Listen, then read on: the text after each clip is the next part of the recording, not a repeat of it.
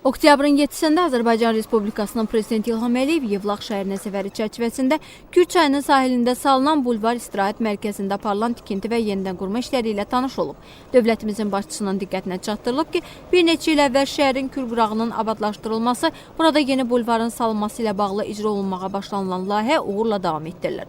Bunda əsas məqsəd Kürd çayının sahilini turizm zonasına çevirmək, insanların mənalı istirahətinə yardımcı olmaq və şəhərin simasına yeni memarlıq elementi daxil etməkdir. Bildirilib ki, şəhər əhalisinin istirahətinin səmərəli təşkili məqsədi ilə Kürd çayının Yevlax şəhərinin ərazisindən keçən hissəsinin sağ sahili boyunca salınan bulvar istirahət mərkəzinin uzunluğu 2,5 min metr, ümumi sahəsi 8,2 hektardır.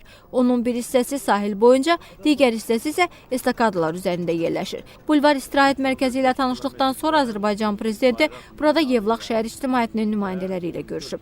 Sakinlər göstərdiyi yüksək diqqət və qayğıya görə Azərbaycan Prezidentinə minnətdarlıq ediblər. Sonda xatirə şəkli çəkdirilib.